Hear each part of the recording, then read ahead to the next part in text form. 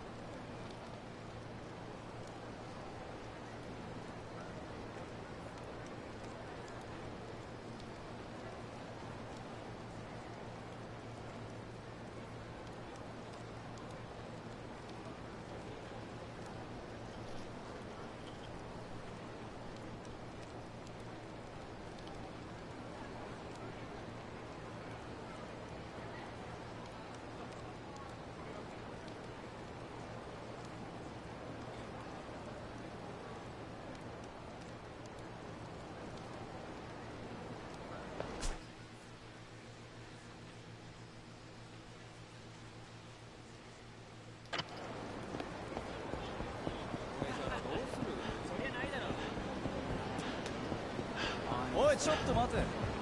あのさあ、兄ちゃん、俺らに金貸してくんね？すみません、勘弁してください。おいおい、そんな冷たいこと言うなよ。他人には親切にするもんだぜ。ね、ちょっと貸してくれるだけでいいんだ。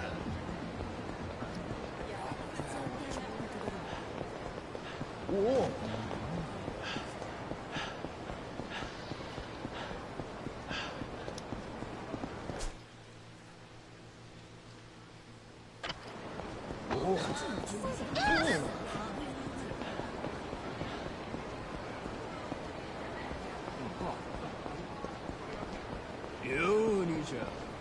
金出してんだ。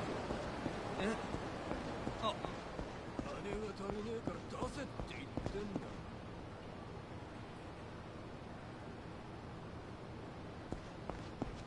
おお。おっと、危ねえだろ。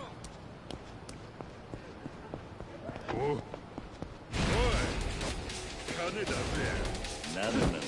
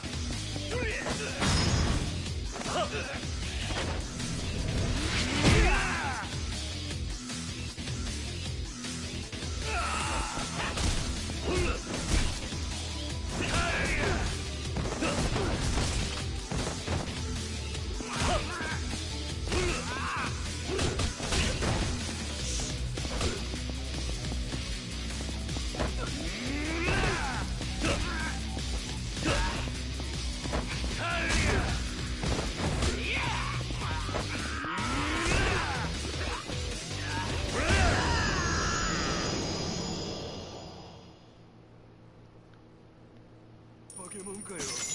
勘弁してください。お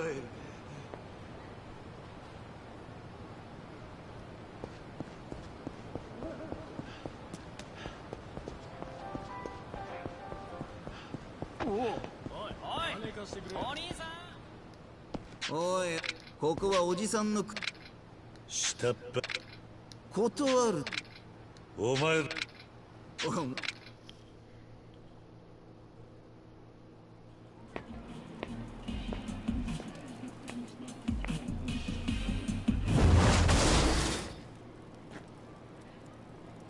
んだてめえは。はるかはどこだ。あ？おっさん、わけわかんねえこと言ってんじゃねえぞおら。やんのかこれ。ふざけんな親父。やろう。なめやがって。おい、この親父ぶっ殺しまえ。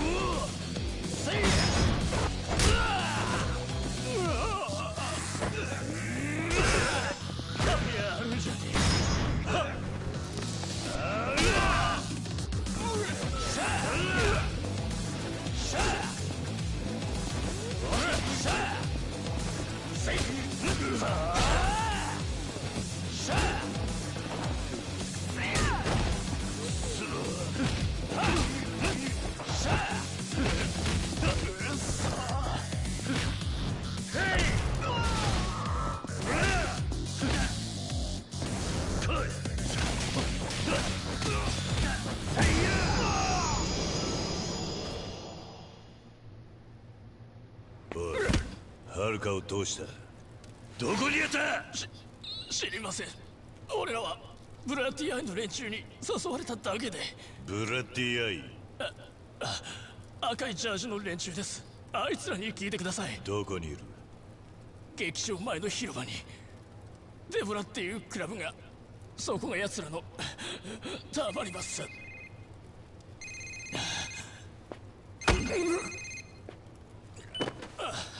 桐生だ。伊達だ。警察におかしな動きがある。本庁の捜査一課にはるかの捜査依頼があったらしい。一課に。どういうことだ。詳しいことはわからん。ただはるかは誘拐の被害者ってことになってる。東上会とは別の組織が動き出したんだろう。桐生、奴らより先にはるかを抑えるんだ。急げ。分かってる。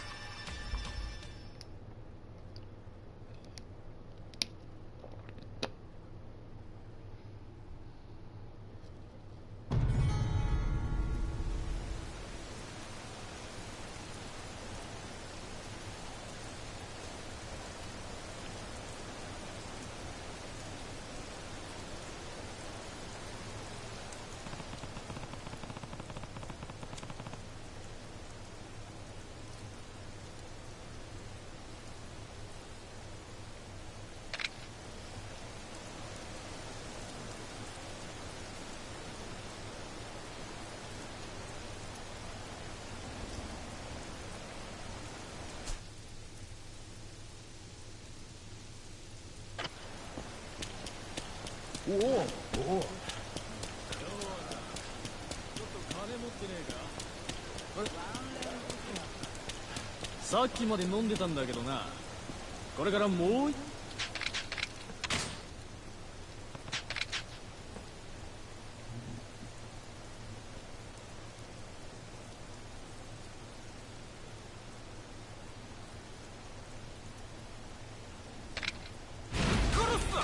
邪魔だ。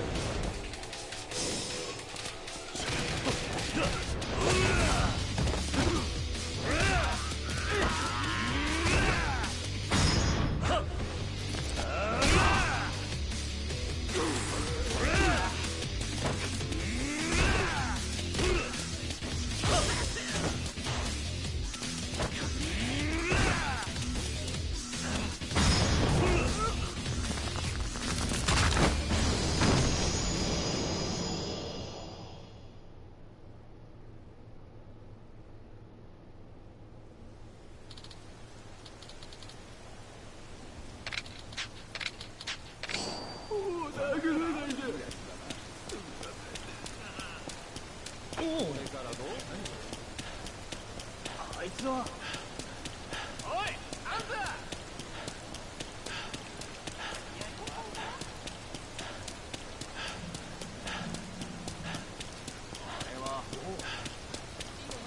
おい、お前。黙って金出せ。何なんだ。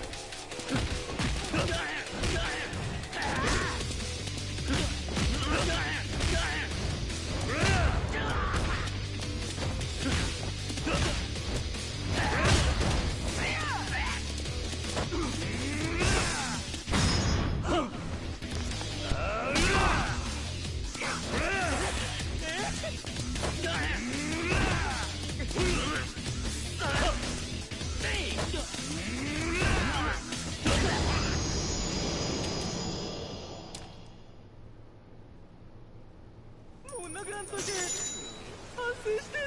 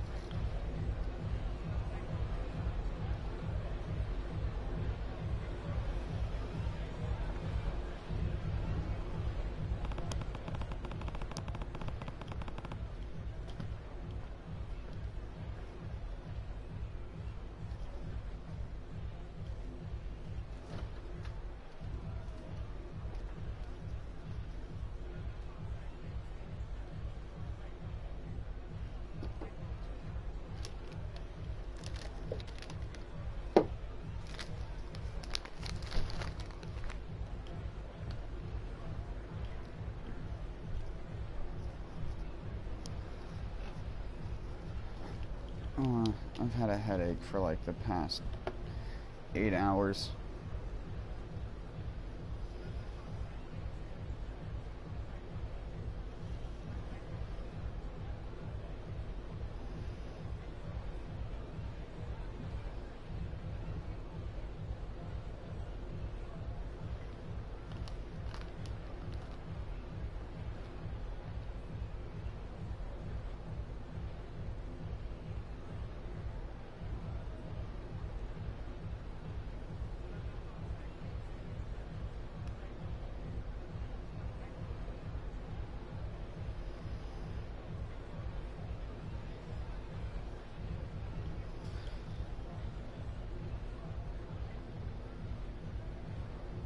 Oh. Yeah, sorry, Jessamine.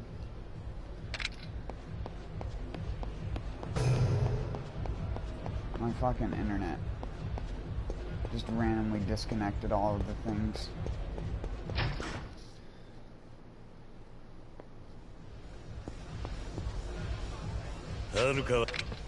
はあ？お前誰だ？血の木。ああ。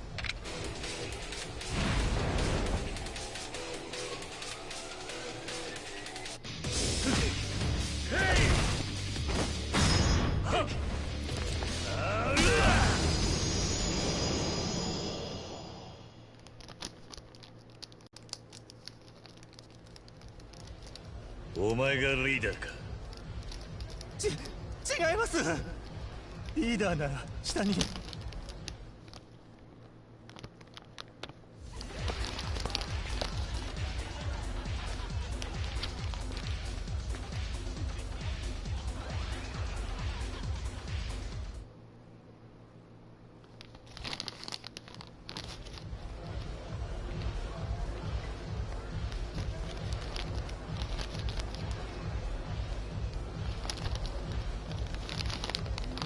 Why does this smell so weird?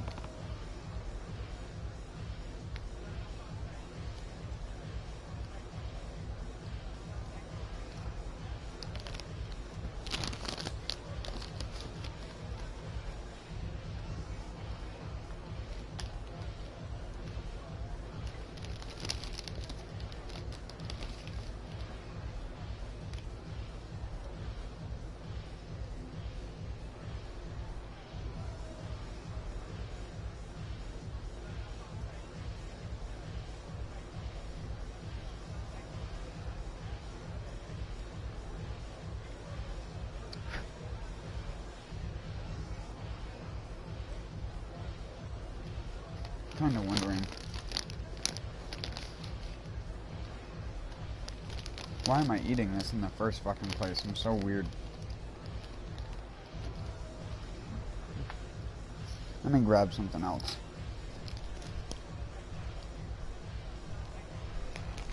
Eating freaking cheese. That's totally gonna help. And the fact I've already had a bunch of dairy tonight.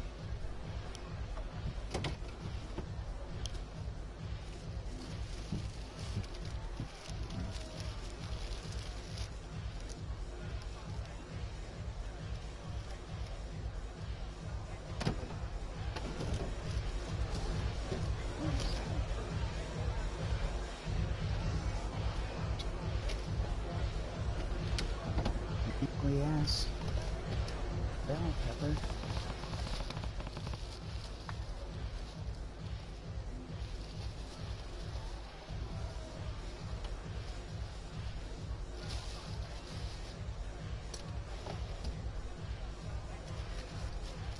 I need to get something better for me.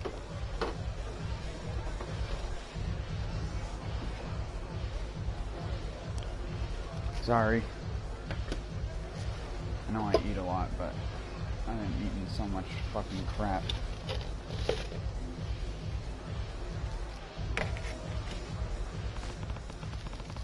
This won't be much better, but at least most of the stuff is homemade. Or homegrown. That's why it's all stored in the same shitty plastic bags. I make the cheese myself, I should say.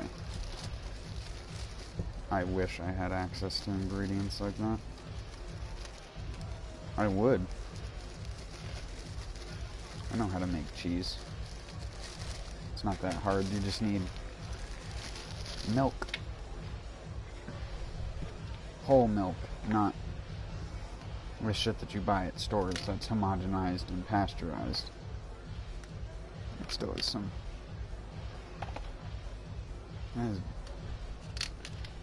straight up has dirt on it still from the ground. These inner shoots always. I wonder if I could plant this as a clone.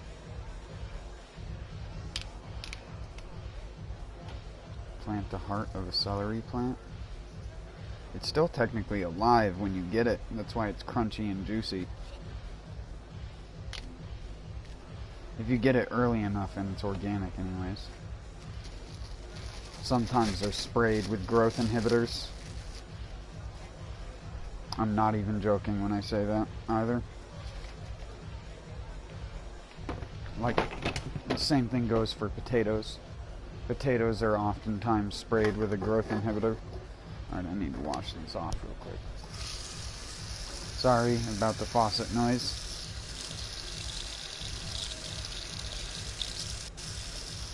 To wash these off and break this part off of them.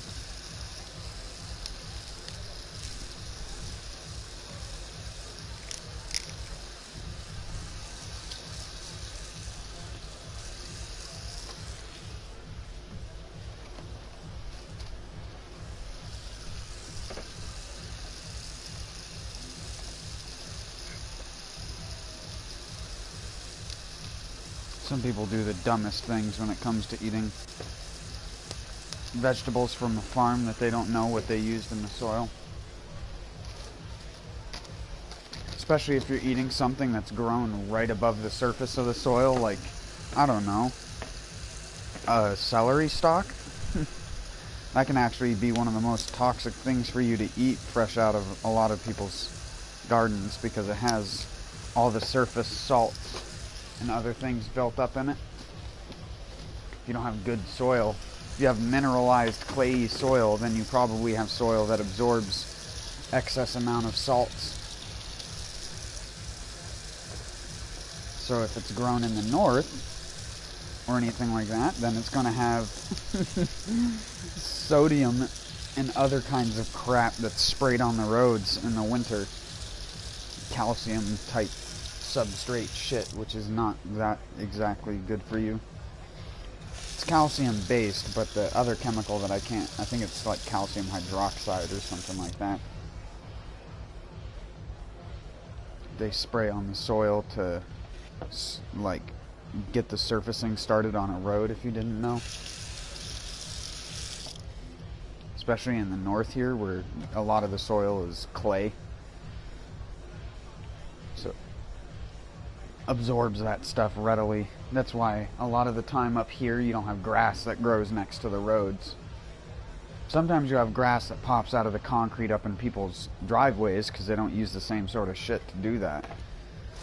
But on normal roads around here, like even dirt roads, they normally treat it with a chemical to make it actually stay. Which probably sounds weird to some people who wouldn't know about that otherwise.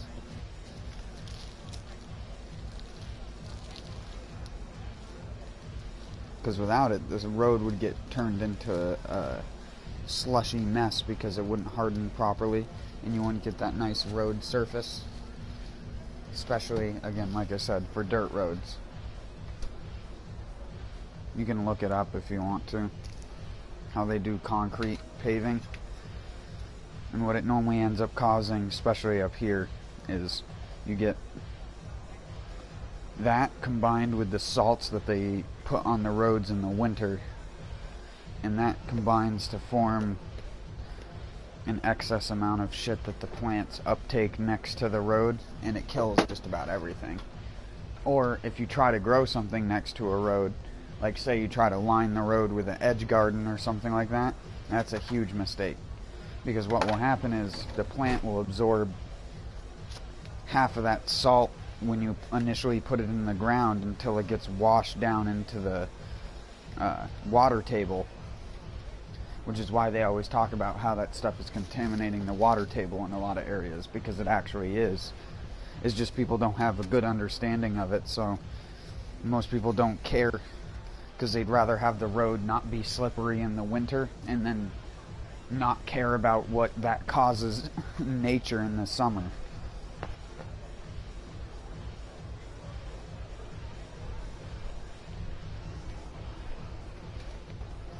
Gotta be careful about it. Gotta be really careful. I don't use salt on my driveway for that reason. Rock salt, even. Plants don't use that much sodium, if any at all.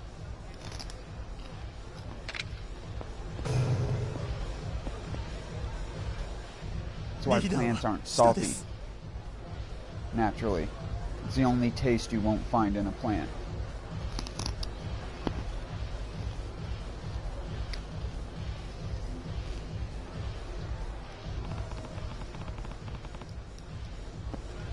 Oh, I need to hurry? Sure. You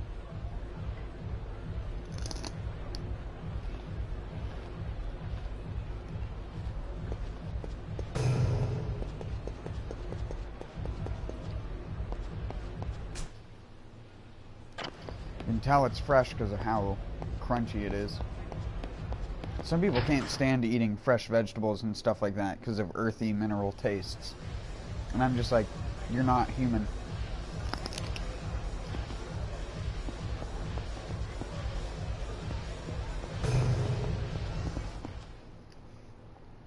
It's like one of the most satisfying things to me. こんなことしてただで済むと思ってんのか？はるかを返せ。さもなきゃお前ら皆殺しだ。兄貴、面白いぜこいつ。やれるもんならやってもらおうじゃねえかよ。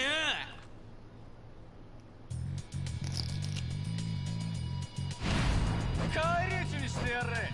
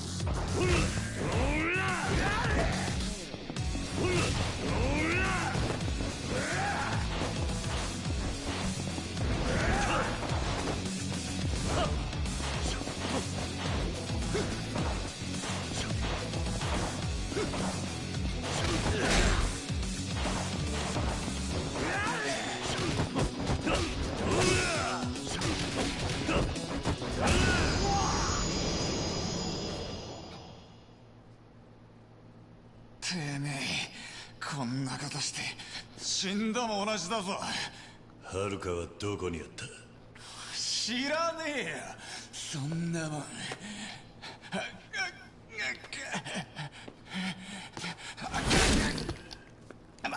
待って。どこだ？はるかはどこだ？俺らは金で雇われただけなんです。雇い主は誰に雇われた？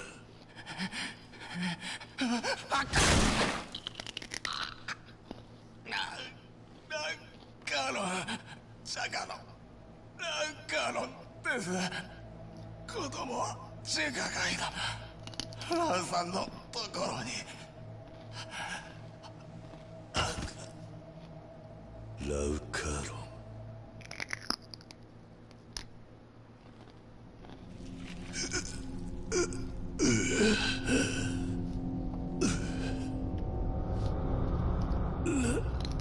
ラウさん、これは。先ほどの祝杯に薬を入れました。桐生さん、堂島組の皆さんは我々と対等のつもりなのですか？何？偽造パスポートに2000万？我々に敬意を払っていないからそんなことが言えるのです。だから我々は敬意を勝ち取るように努力します。桐生さんにご協力いただいてね。あなたの死に方がむごいほど何よりのメッセージになるのです。では。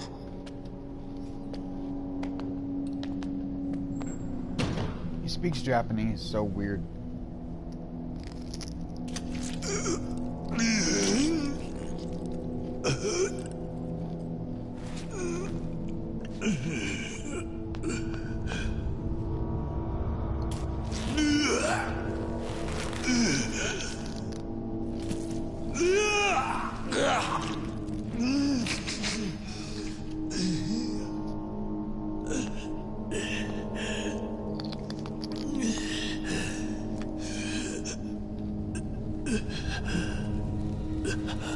This is 12 years ago. I thought he only got his tattoo 10 years ago.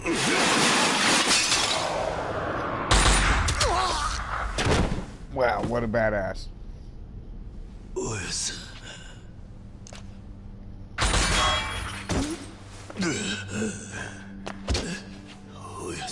遅くなったな、カズマ。おやさ、足が。何？お前のためなら足の一本や二本。They didn't translate everything there. He said Nani. There was a what in that sentence. 長いは無用だ。すぐに安全な場所に連れてってやるからな。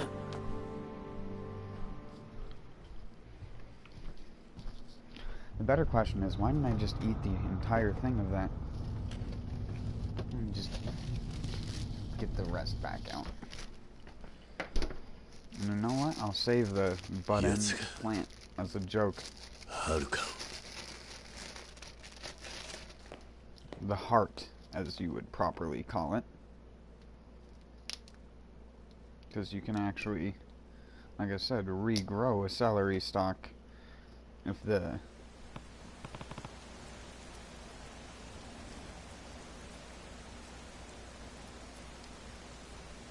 it was organically grown and it's not too damaged.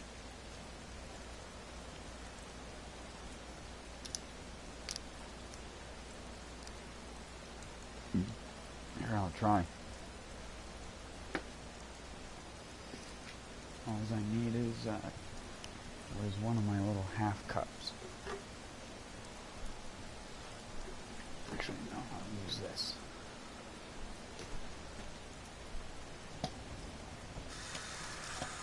Sorry, again.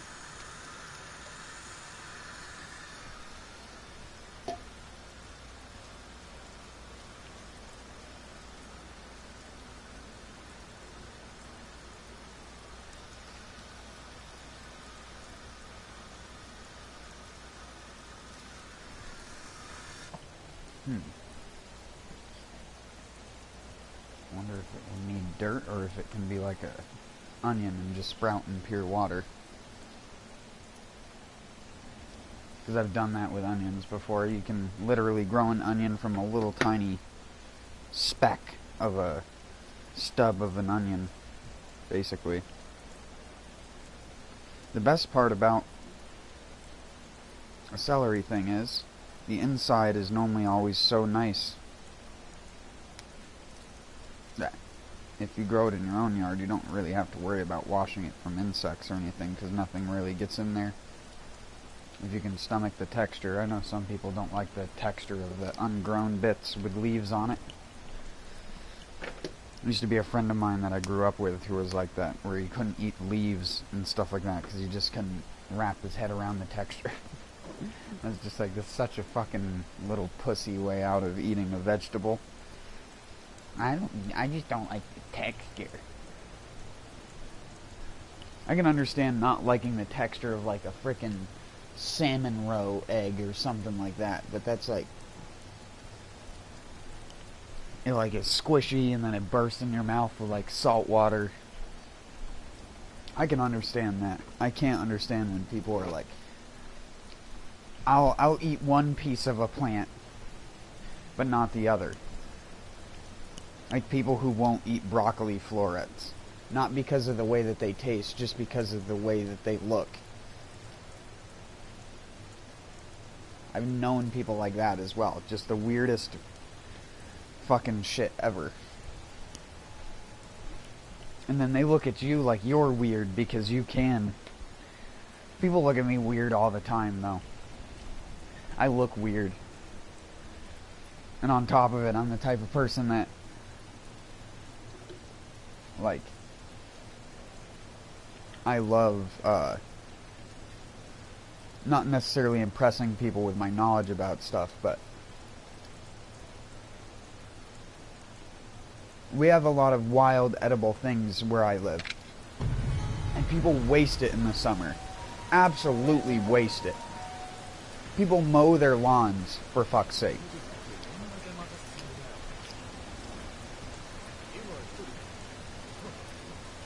But don't know that things like red and white clover grow in their lawn and they could eat them if they wanted to. They wouldn't, but they could.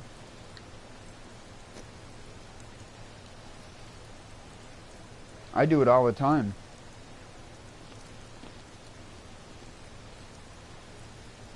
White clover tastes like a freaking green bean, dude.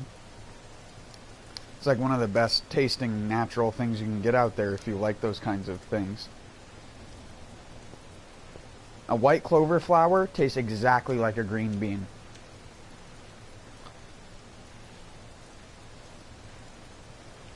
When they pop up, I'll normally let a bee like get the nectar out of it and stuff like that, and then I'll harvest it if I see it later.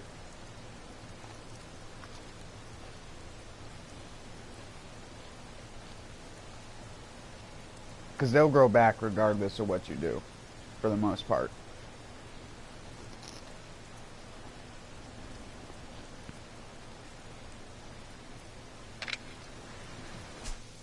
Around here, their seeds are in literally everything. Sorry.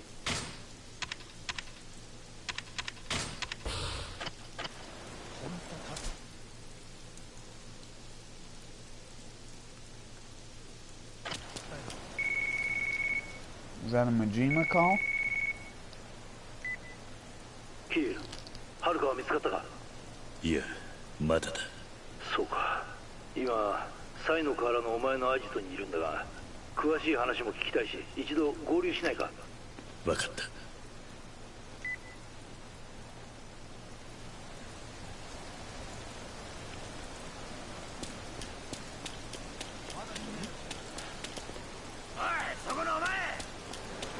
Wow, it's been a while since we fought one of these guys. Richie! I think I want to kill you in style.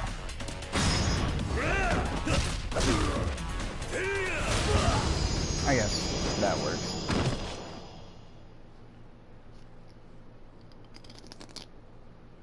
Volcanic volcano. Hotness. I'm playing with one hand right now, by the way. Hold on, let me get my hand in a more comfortable position. There we go.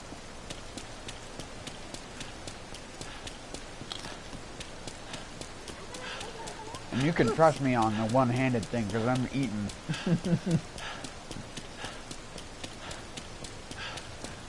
Like a god.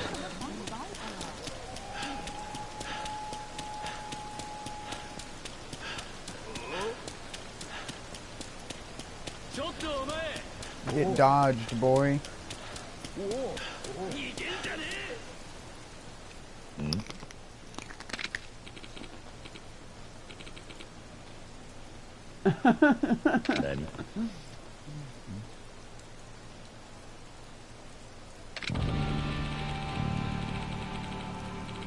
Kyoka and Takashi.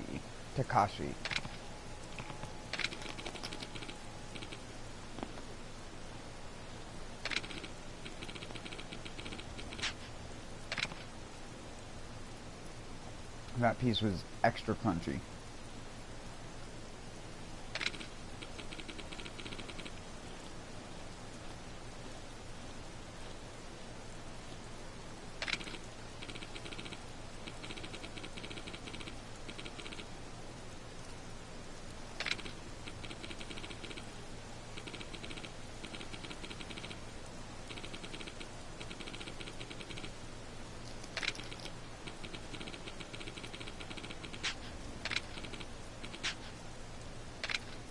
The last crunchy bits are me eating the leaves.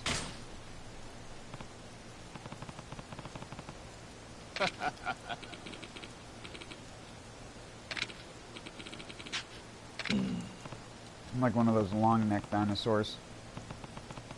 What are they called again? Brachiosaurus or something?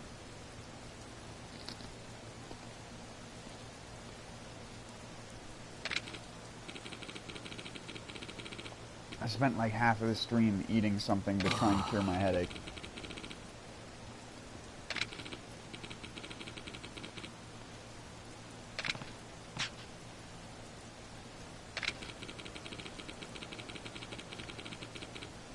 I'm a bottomless gut of a person, so I can eat a mile. Especially when it's stuff like this, because this stuff's basically nothing.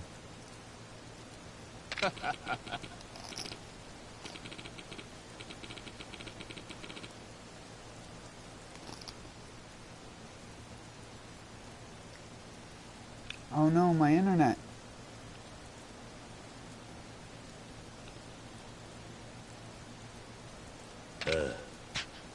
What?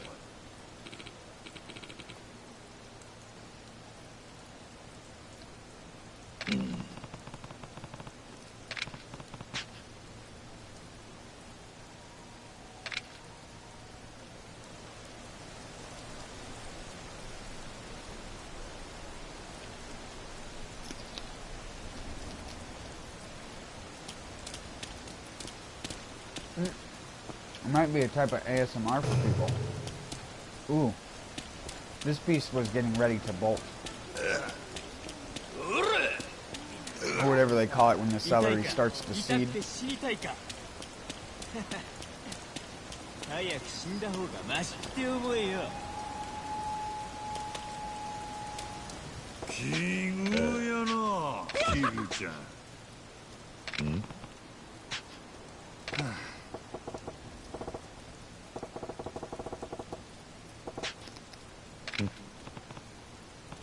Oh yeah, that's got a bitter flavor.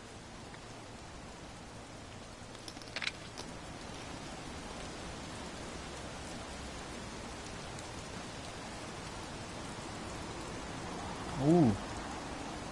Ooh.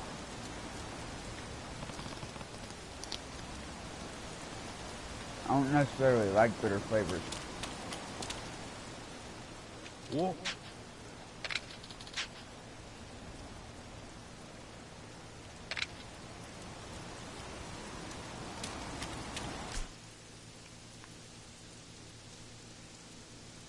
Oh shit, I needed to go stock up on drugs. What am I doing?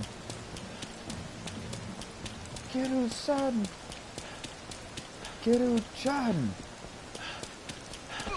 Kiru-chan!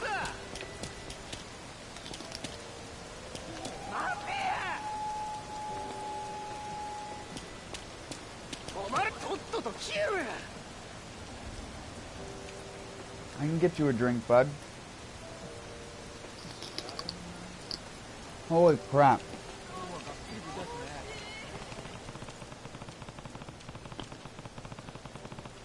That's a rich piece of celery.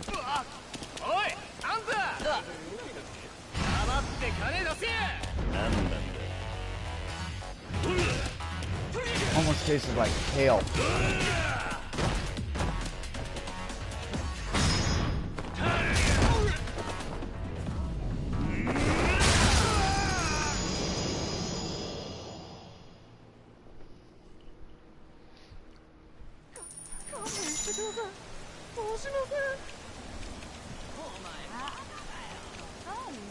I should eat this one. I was sprouting some seeds just to see if they worked or were actually functional as seeds.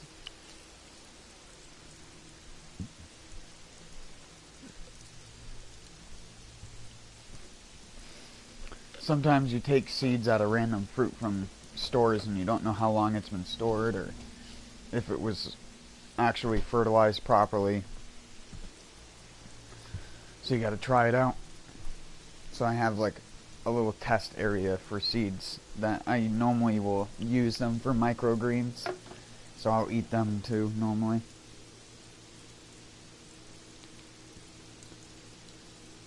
The ones that I have there now are gourd and pumpkin seeds.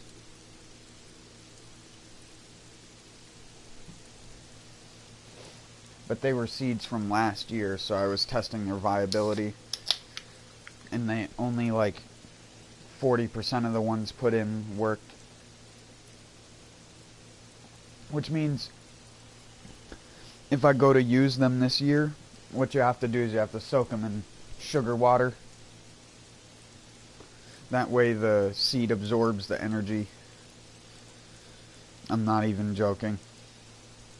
May sound weird to someone that doesn't understand that sugars are what allows the seed to have energy for when it actually sprouts out of the soil.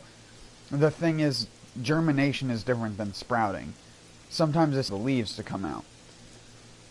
And that's what they need the sugar for, until they can get light on their leaves to generate sugar themselves. Plants.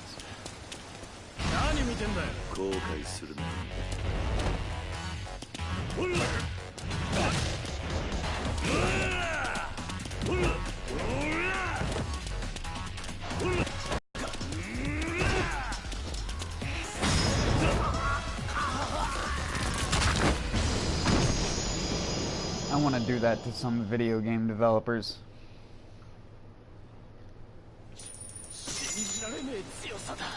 Of course, I can't say the developers because then I could be counted as threatening them and someone somewhere could find me saying it. I mean, I've already said some pretty cool shit about Capcom, but they probably wouldn't give a shit. They've had worse from fighting game players. Wait, I didn't even go to the drugstore.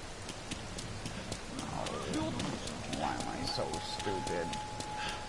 I've ran up and down this street 4 times in the last 5 minutes.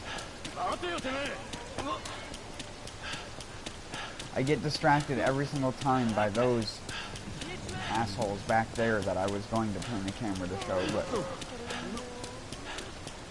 can't do that. I don't know how to do that.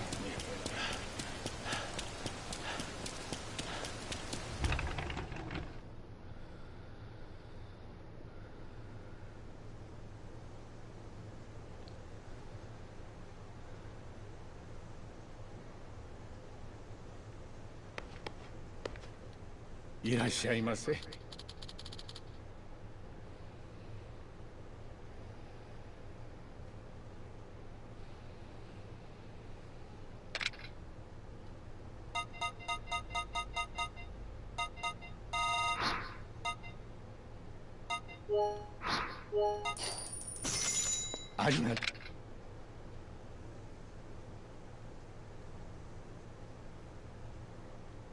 Irashaimase.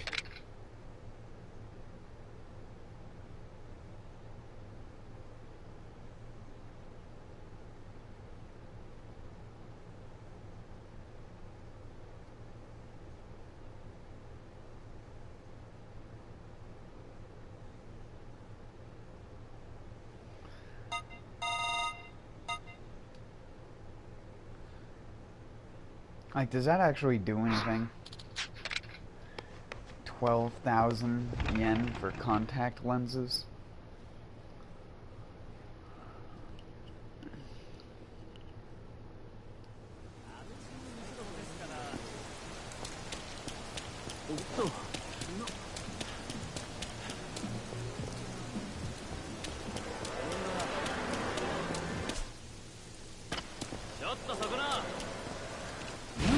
Fuck you, kiddos.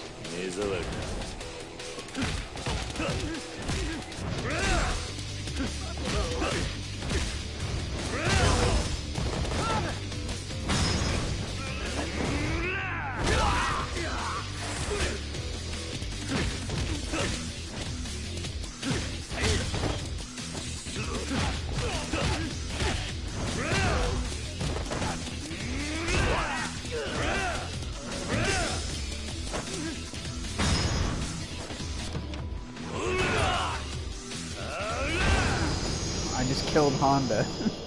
Well, see you later, Honda, the manufacturer.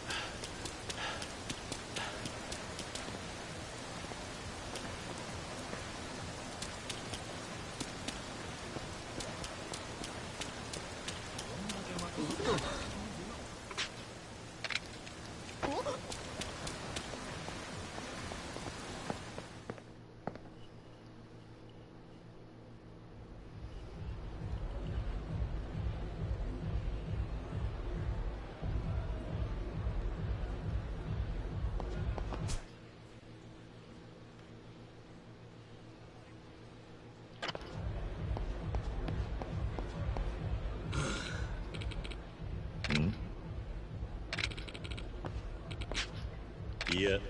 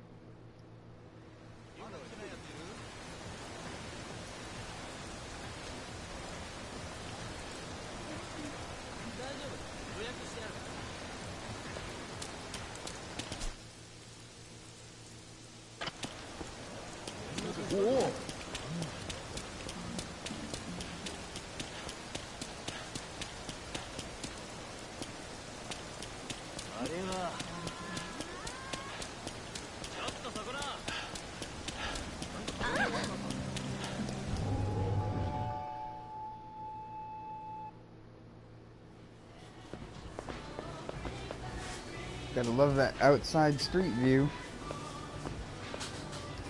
いらっしゃいませ。あ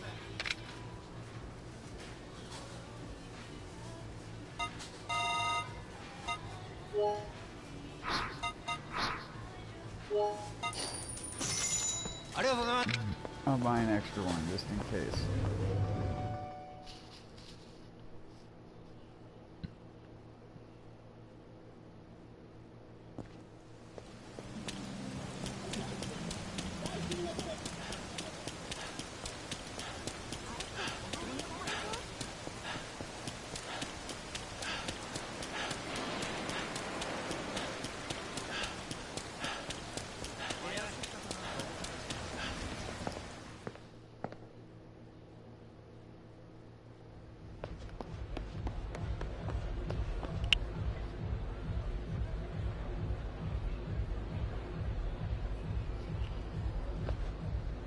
That red liquid? What do you mean by that? Also, sorry again for the slightly late response.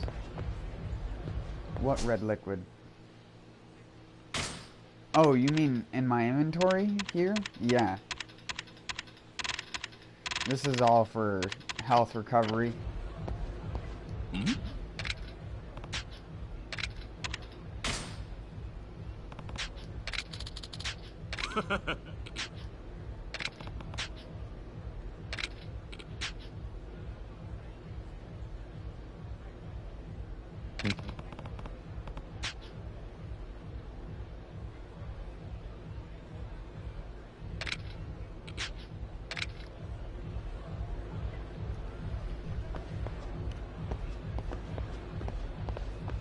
Chop chop.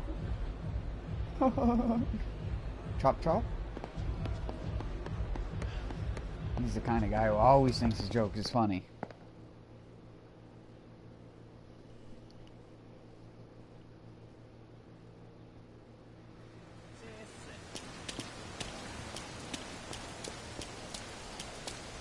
You want to know a fun fact about stuff?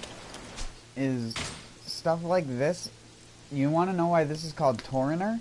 Because this is based off of the chemical that they use that is extracted from, oh, what the fuck is it? Oh, taurine, I think?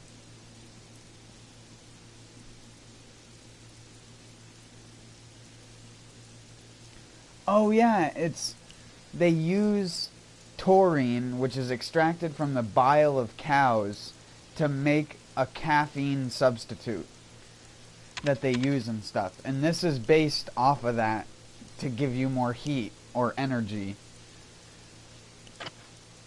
If you didn't know. If you didn't know what's in your Red Bull when you drink Red Bull, there's cow bile extract in there. The bile itself isn't in there, but they use it to make an extract of taurine, which is basically an amino acid compound.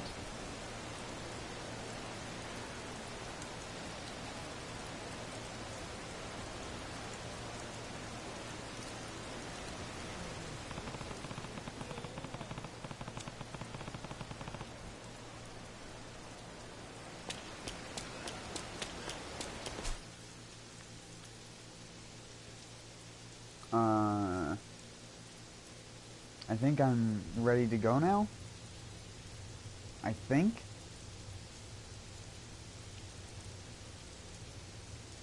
Because this part of the game, you go to a completely different area.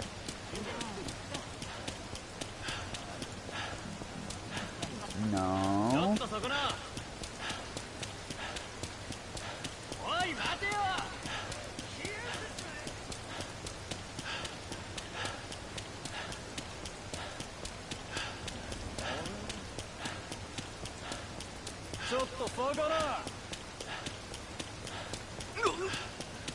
I'll do this one because you always get the reward.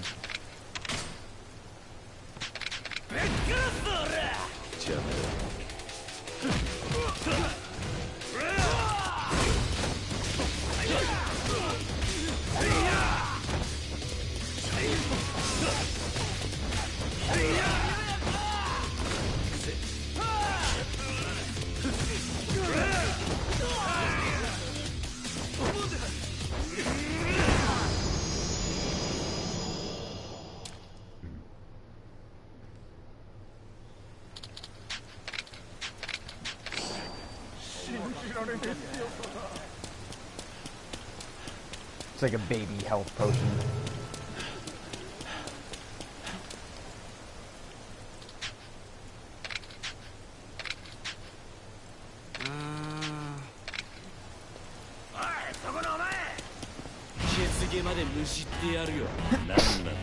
Whoa. That was one of those sudden no build-up sneezes again.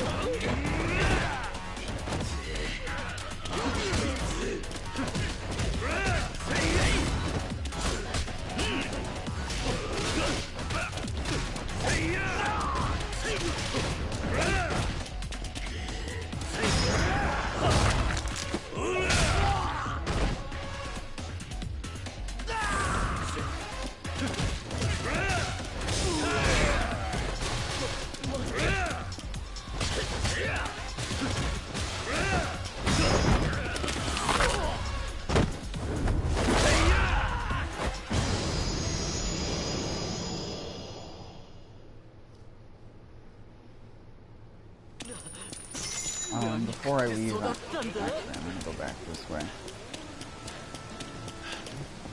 Really? You're beating him up already? Again? I was just here a moment ago.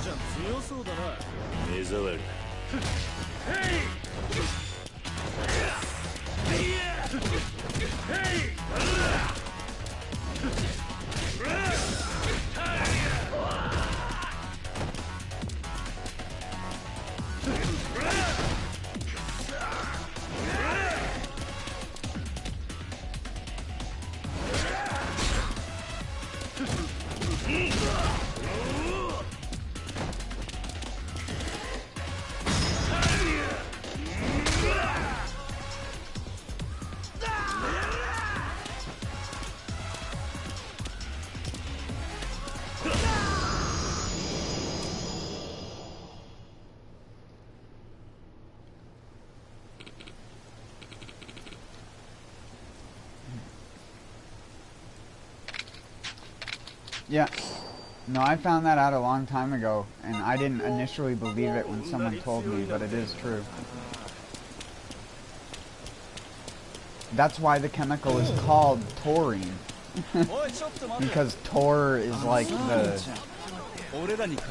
whatever the hell, the Greek or whatever, like origin for a cow. It's like Taurus and stuff like that. Or Toro or whatever. I don't know the exact stuff. It's been so long since I looked it up. Damn it. It's been so long.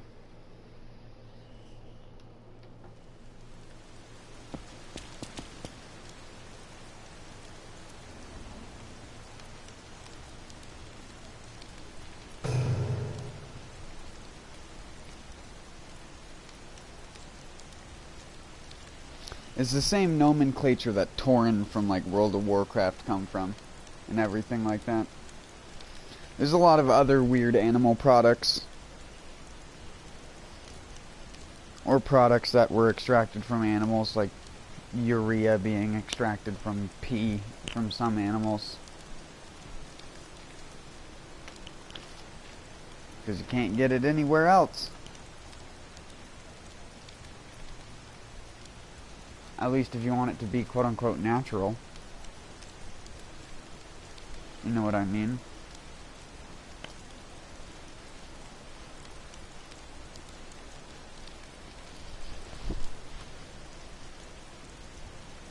And technically, that animal isn't the only animal you could make a taurine-like substance out of. It just so happens that because cows eat a lot of grass, they have that amino acid in like the most rich amounts, because it helps them break down the plant matter.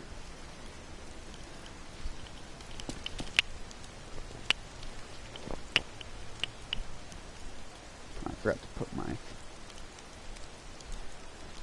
my little thing of dressing away. Celery heart. Hold on, I wanted to look at this. Yeah, it says rinse and inspect before use, and it has the ingredient of it being celery on the thing, even though, again, it's grown locally and stuff like that. It's grown locally as in they have a frickin' place where they have it all grown in, as most organic places do, because it's like growing locally this time of year where I live doesn't happen unless you have an indoor like super warehouse that you're growing your shit in. But it's also why a lot of their stuff, like when they get it, it sells out.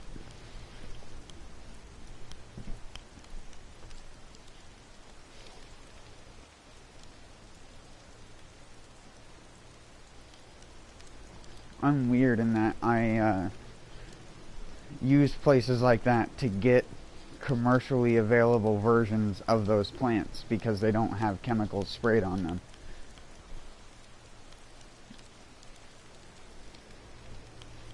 But the only reason, again, like I had said earlier, even organic stuff will tell you to rinse and wash it before use.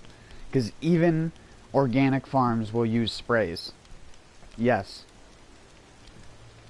Not all of them. Some are honest to you. But honest organic farms are going to have products with no consistency to their quality. Is that a bad thing? No. If you have a tomato that has some blemishes on it, that doesn't take away from the fact it's a tomato and it tastes like tomato. It's still a tomato, it just doesn't look like the pristine red circle that you're used to seeing that looks like a Christmas ornament. Same thing goes with all other things. Grown organically, you'll have plants that have holes in them from maggots, hornworms, and other things like that that attack them.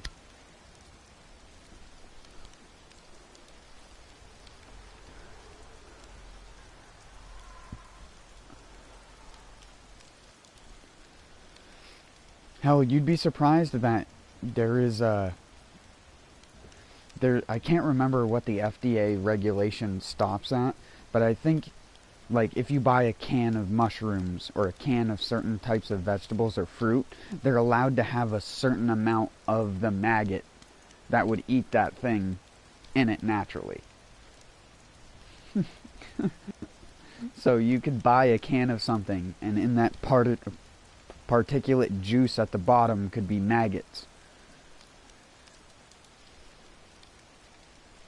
They're dead because, of course, most of that stuff is like packaged in a specific way that kills it off. But it's still in there. Of course, for me, I don't care. I'll eat anything for the most part. I don't want to say I'd eat a wriggling maggot in my hand, but I've definitely eaten, like, the, like, little packages of the, like, dried and fried insects and stuff like that. And they're mostly just crunchy air, except for the ones that actually have stuff on the inside.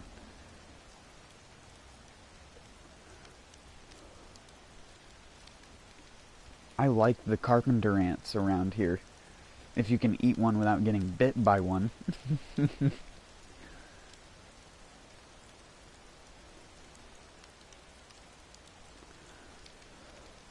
The problem is they're very smart and they're very aggressive. And they use our ash trees that we have around here. They'll use them for sap. And they'll suck so much sap out of the plant in a specific area that the plant will form galls from the gall aphids and other things that are on it.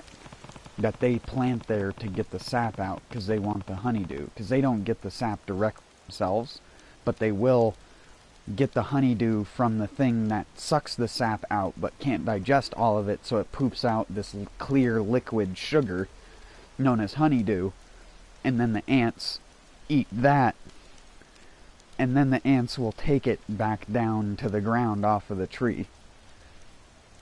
They'll farm the aphids pretty much. They also do it with our garden plants, but the most typical place that we find them is in the ash trees around here, because they're excessive with how much they grow and how much nectar that they can, not nectar necessarily, but the actual sugary juices that the plant has inside of it.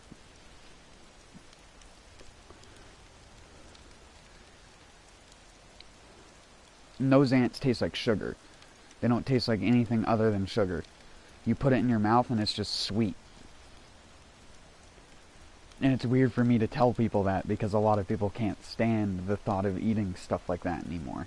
But people can stand the thought of eating a baby animal. That's always my argument. It's like, you'll eat a baby sheep, you'll eat lamb, but you won't eat a fucking creepy crawly because you think it's a creepy crawly.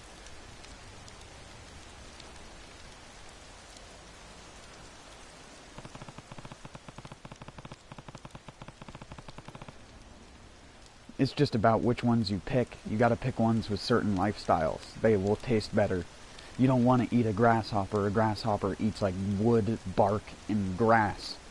It's going to taste like that. It's going to taste very bland and earthy and have a real mealy consistency on the inside of it. I know, I've tried. Not a very appetizing one to eat.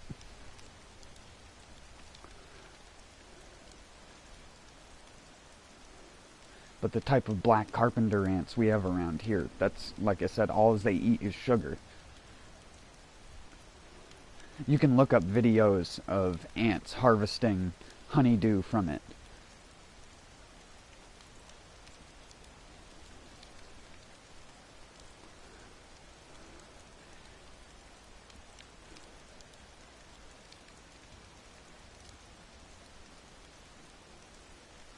That's at least what they call it. Again, it's just the excretion from the little aphid or whatever bug that they find that secretes it, because aphids aren't the only things that can secrete honeydew. There are other types of insects and things that eat plant material that secrete a very sweet substance because they can't digest it. They can digest the certain amount of it, but what comes out is like a filtered sugar. And since they're not, their digestion isn't based on bacteria, it's sterile to eat, in a sense. So the ants can eat it, and then you can eat the ants, because it's not like they're a meat ant, where they eat like rotten flesh or something like that.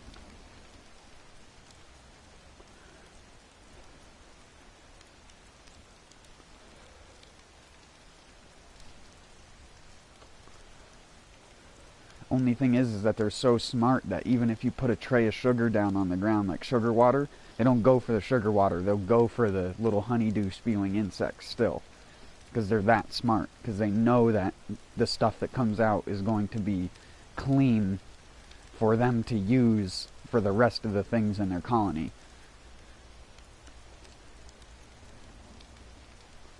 You'll get little tiny red ants and other things that will come to the sugar water because they're not as smart, and then they'll get stuck in the sugar water and drown to death, because unlike fire ants and other things which are smart, they'll go head first into it and then get stuck in it when the air starts to evaporate and it starts to become more syrupy.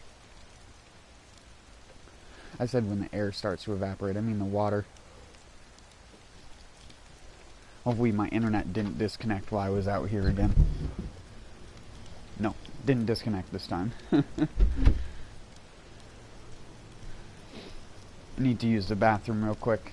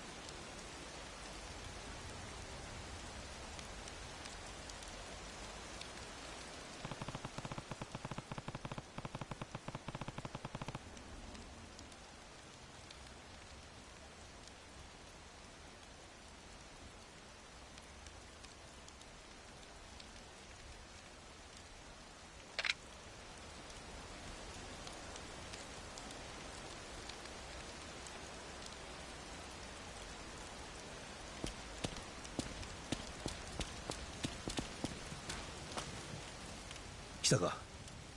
どうだ。はるかを連れ去った奴らはジャカの連中だ。何？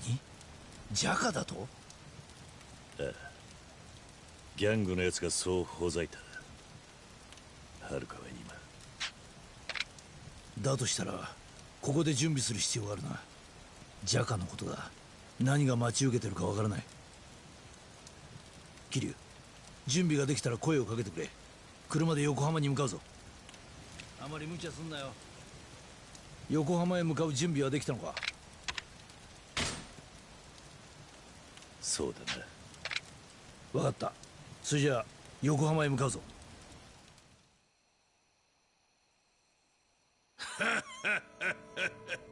そうか、ガキを奪ったか。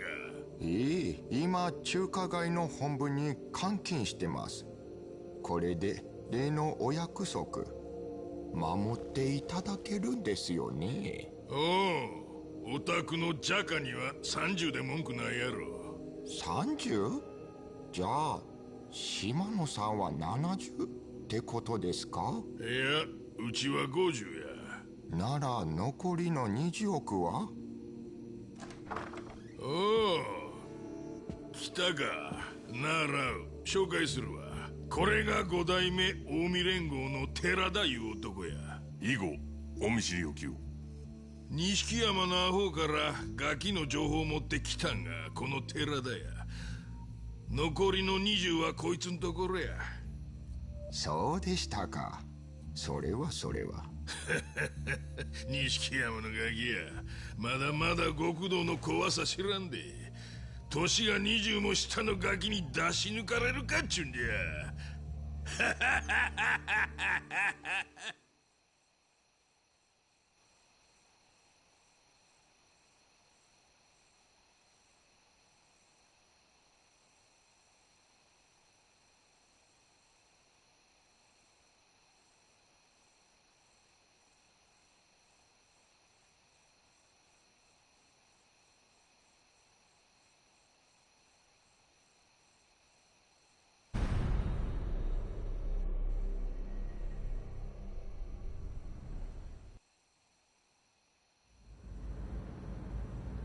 ラウカーロンか。ジャカまで絡んでくるとはな。はあ、大丈夫だ桐生。ペンダントはともかく連中がハルカをどうこうする理由はねえはずだ。伊達さん、ハルカは見たこともねえ母親探しにたった一人であの町に乗り込んできた。9歳の女の子がだ。ただ母親に会いたい、その一心でな。ああ。ハルカが俺から離れようとしたって聞いたとき、俺は10年前のことを思い出した。何より大事なものを守りたい一心で自分のしたことを信じてた時の気持ちを。今思えば俺は逃げたのかもしれないとも思う。その人間が背負うべき運命を見てられなくて、それを見届ける勇気がなくて、俺は奴の人生を無理やり曲げちまったんだと。だが心のどこかではこうも思うんだ。運命に逆らった自分は正しかったはずだ。大事なもん守るために必死になった人間はどんな壁だって乗り越えられるはずなんだってな。水木が死んでハルカはあの小さい体で必死に歯食いしばってる。あいつが運命と戦うなら俺はあいつのために命張ってやろうと思うんだ。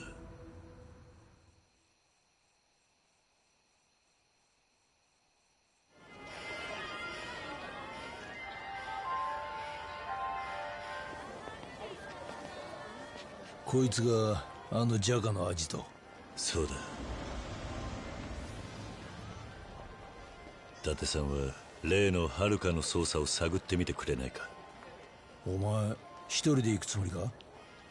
悪いが今の伊達さんじゃ足手まといになる。はっきり言いやがる。分かった。すまない。死ぬなよ桐生。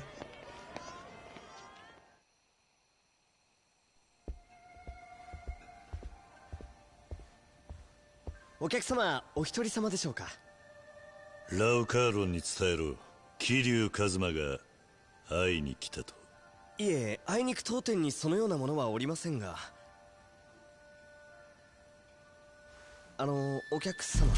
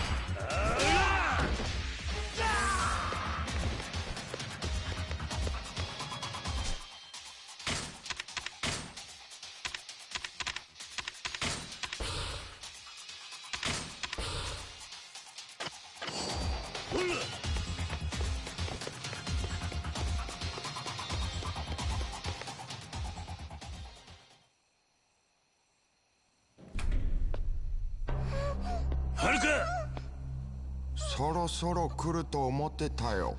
桐生一馬。12年ぶりか。ラウカーロ、なんでお前まで。島野さんに頼まれてね。なかなかでかいビジネスだ。俺はそういうのに鼻が利くんだよ。お前も100億を。お前らはこの娘の本当の価値を分かっちゃいない。島野にしてもそうだ。日本の極道っていうのは本当に頭が悪い。ペンダントはどうした？とっくに売りさばいたよ。錦山にね。ドケチな島野には売れんよ。だったらもうその子には用はないだろう。逆だ。俺たちにはこの娘さえいれば十分。何？どういう意味だ？おしゃべりはここまでにしよう。俺は力でジャカをのし上がった男だ。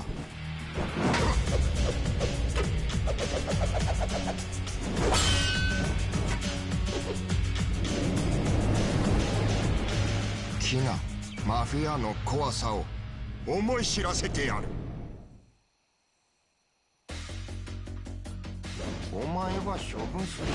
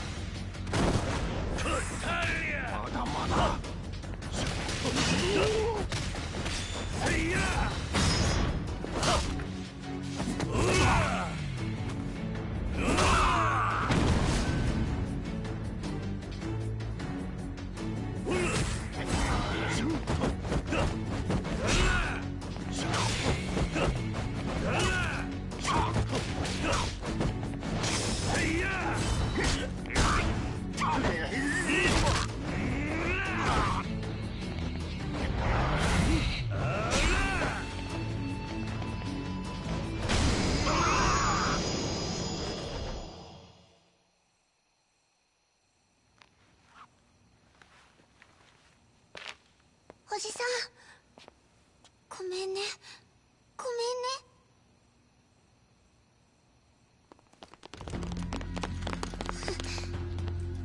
桐生一馬、誘拐の現行犯として逮捕す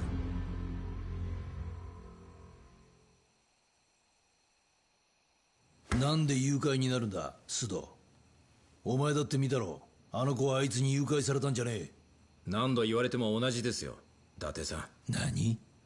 何があろうと桐生の釈放はありません。伊達さん、だから言ったじゃないですか、手を引けって。では。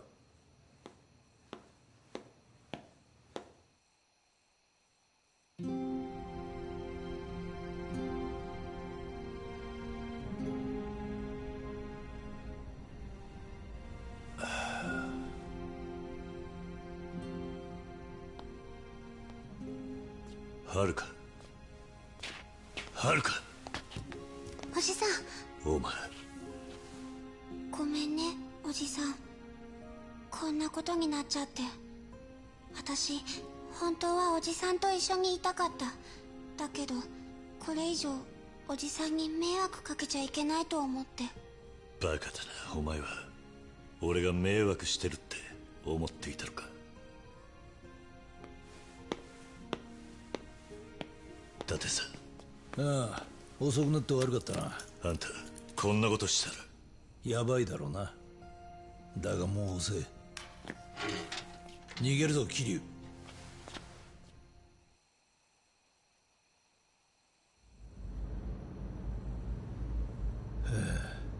生。やっちまったか。すまない、伊達さん。ま、どちらにしてもクビだったんだ。遅かれ早かれな。それよりこの事件、思っていたよりも根が深そうだぜ。何か分かったのか。ああ、これ覚えてるか。はるかをスターダストに連れ込んだ連中のバッジだ。花屋によるとこいつは政府の地下組織のものじゃないかってことでな。その線で調べてたら出てきたんだ。内閣府の地下組織 MIA ってのがな。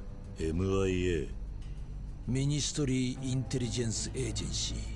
内閣が直接指揮を取る部隊だ。政治の裏工作から要人の護衛、責任者は警察庁出身の代議士神宮って男だ。こいつが100億やはるかとどう絡んでくるかわからんがな。政治家か。ラウカーロンが気になることを言っていた。はるかには100億以外の価値があると。100億以外の？ああ。どういうことかわからんが、もう一つとっておきの情報がある。東京湾の死体だが、あれは水木じゃない。え？鑑識で身元が判明したんだ。全くの別人だったよ。はっきりした証拠もある。博多だ。じゃあお母さんはまだ。そうだ、まだどっかで生きてるってことだなあ。はるか、俺はユミを、お前は水木を探している。だがどんな危険があっても俺がお前を守る。必ず母さんに会わせてやるからな。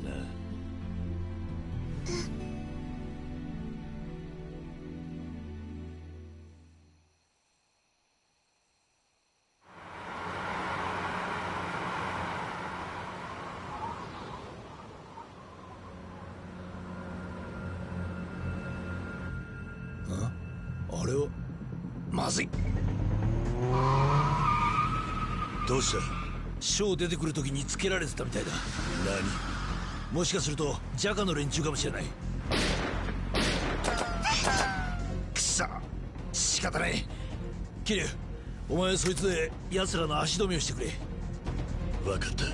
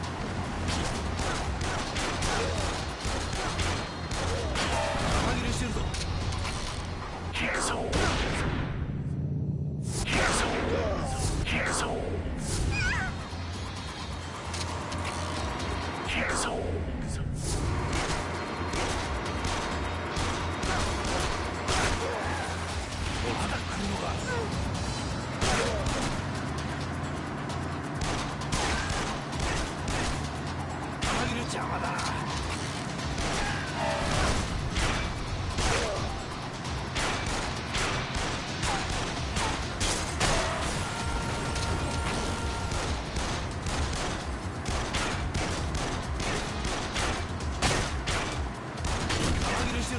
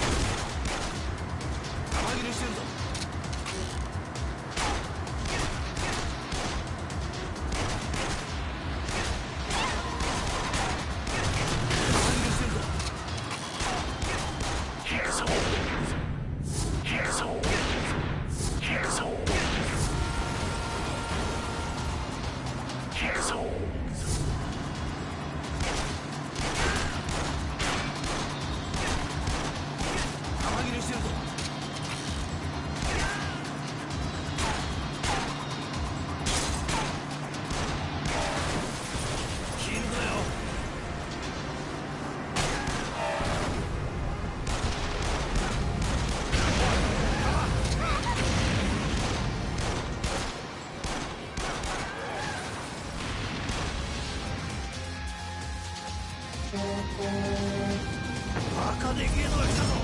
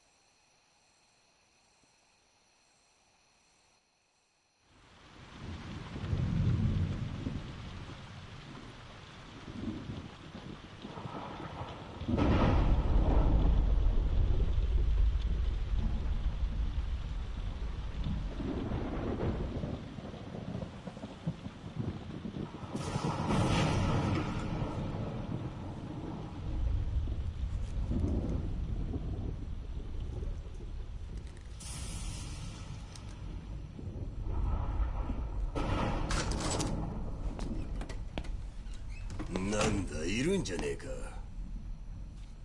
おう組長さんよ、またしのぎ広げることになったからよ、金使わせてもらうぜ。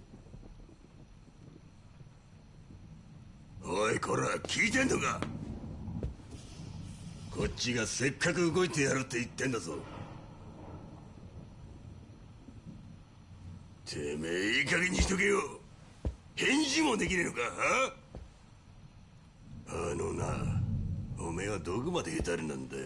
たくまだ連れのキリヌが根性あったぜ。ま、奴がやっちまったことはまずいっちゃまずいとしても、キリは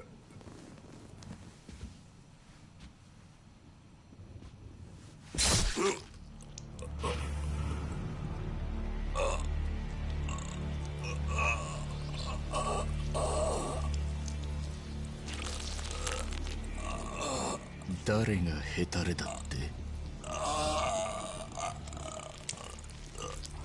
誰が桐生よりも根性がないんだって？メイドの土産に教えてやる。堂島組長をやったのはこの俺だ。覚えとけ。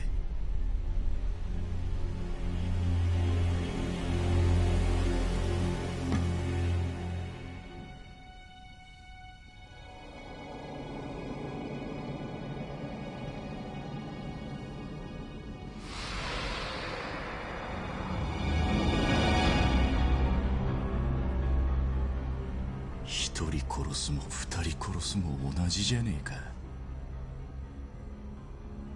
そうだ、そうだよ。とっくに道は決まっていたんだ。堂島を殺し桐生を見捨てたあの時から。やってやるよ。俺は必ずてっぺんに立ってやる。そのためなら何人だろうがぶっ殺してやる。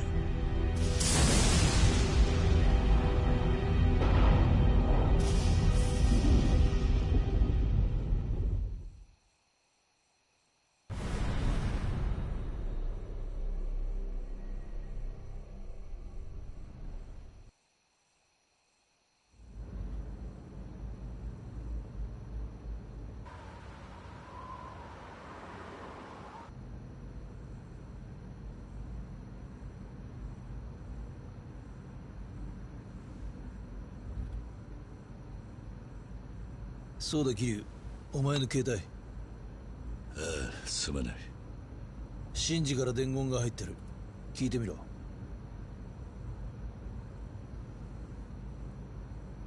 シンジです。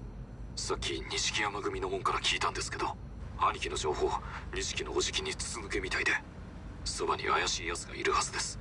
お気をつけて。伊達さん、花屋のところに行ってくれないか。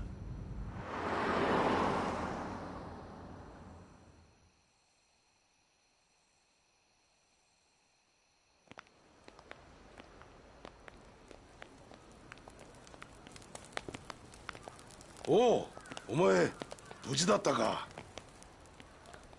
どうした？一つ頼みがある。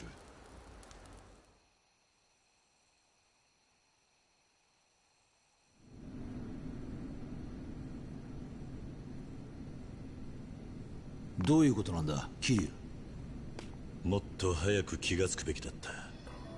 歌堀のところに行った時、錦は俺宛てに電話をかけてきた。あいつには俺の動きが見えていたんだ。ああ。それに水死体が水木じゃないなら、ペンダントの秘密は誰から。由美は失踪中。遥と錦山が接触したこともない。なら出るぞ桐生。セレナの映像だ。4日前の映像を頼む。お前まさか。そこだ、再生してくれ。ちょっと出てくる。いってらっしゃい。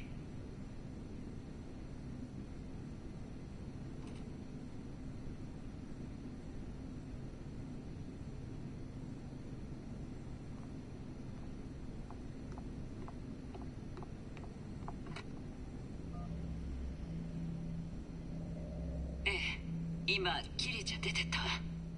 なんか堀氏のそう歌彫り。分かった。それじゃ。あのレイナが。嫌だよこんなの。桐生、お前がここに来る前、遥を探してほしいって女が来た。この話覚えてるか？ああ。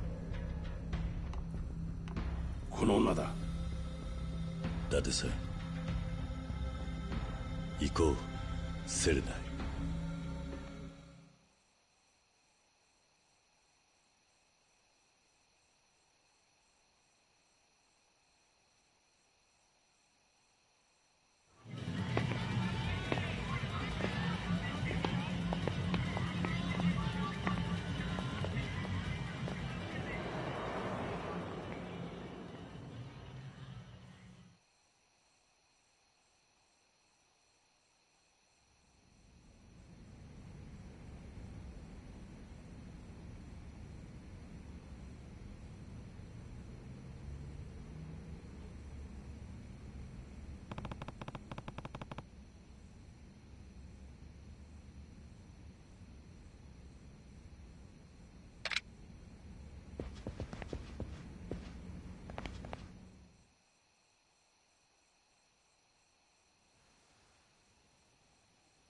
キリちゃん、このメモを見ていたらもう分かってるよね。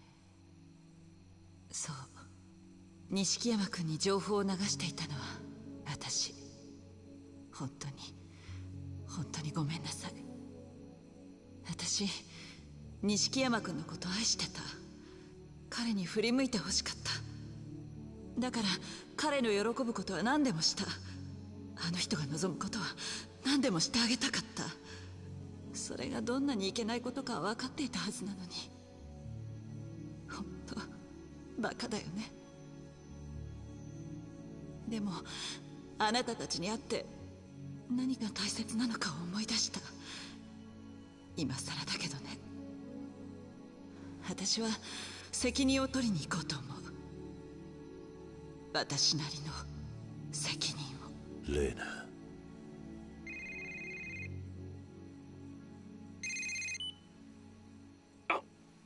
兄貴。シンジか、お前どうした？レーナさんです。兄貴を裏切っていたの。ああ、俺もさっき知った。レーナさん、セレナに錦山さん呼び出して撃とうとしたんです。何？今俺と逃げてます。シンジ、今どこだ？よくわかりません。ミレニアムタワー、サイの河原が見えます。シンジ、待ってろ。すぐに行く。それまで絶対に死ぬなよ。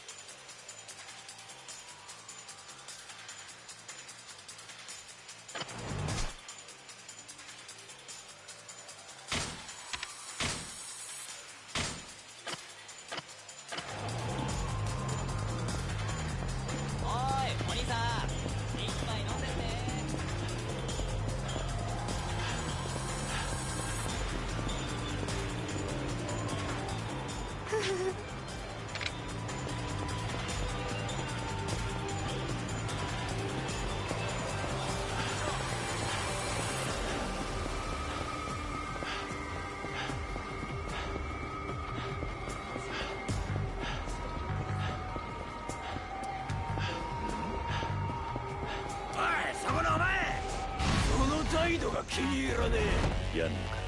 ほら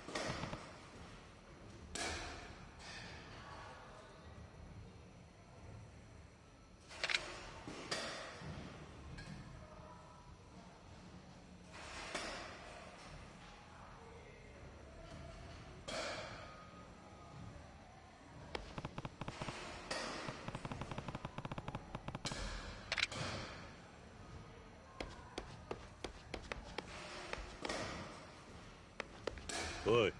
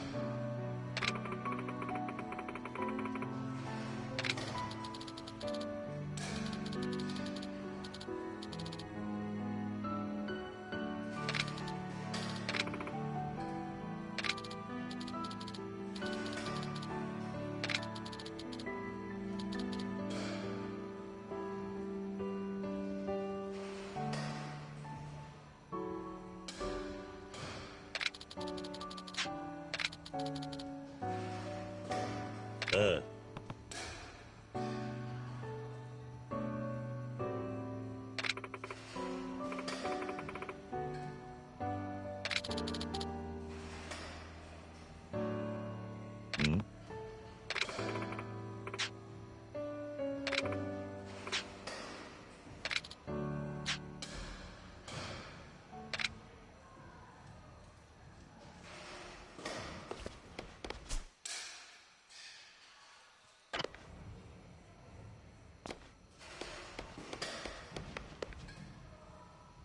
いらっしゃいませ。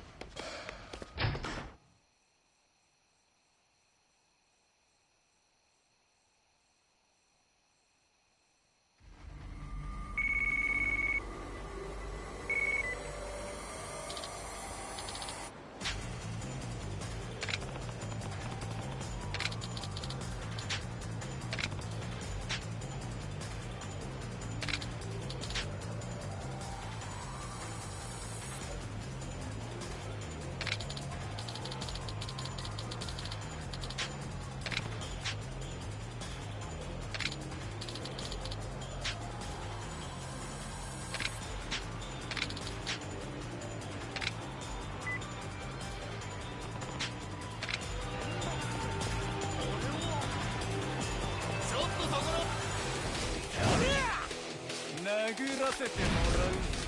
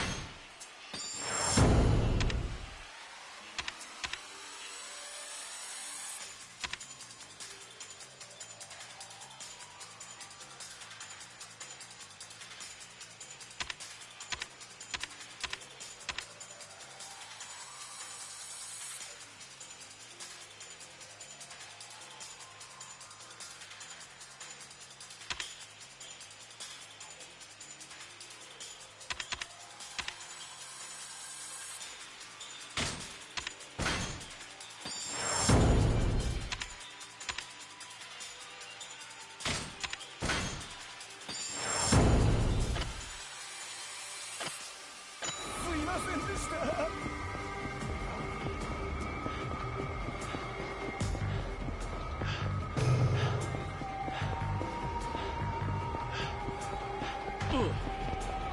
その目つきが気に食わねえ。邪魔だ。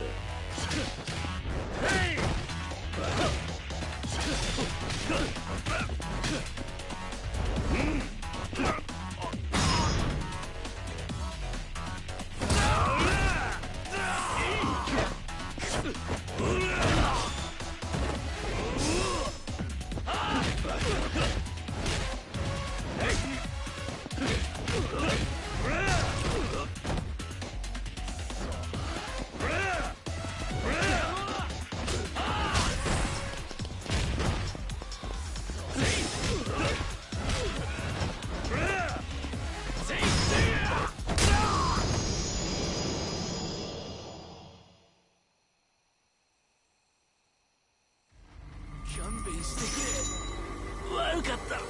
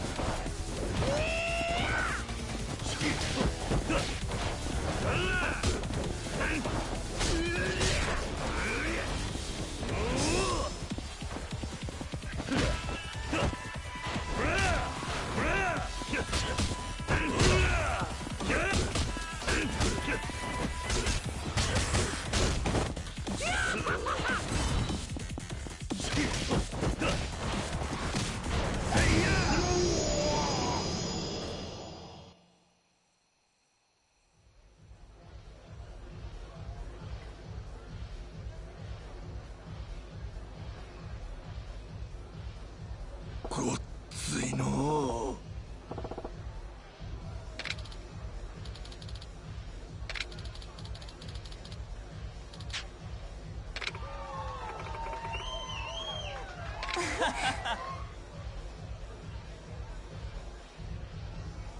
おい。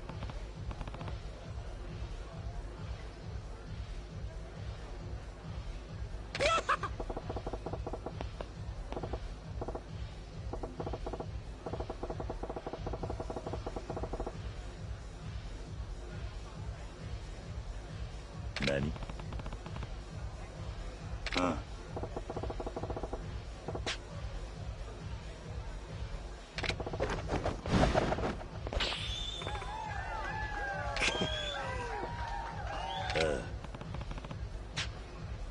ドアホ。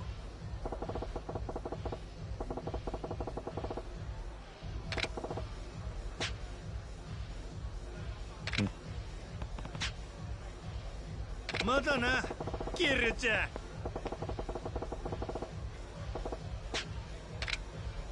さすがや。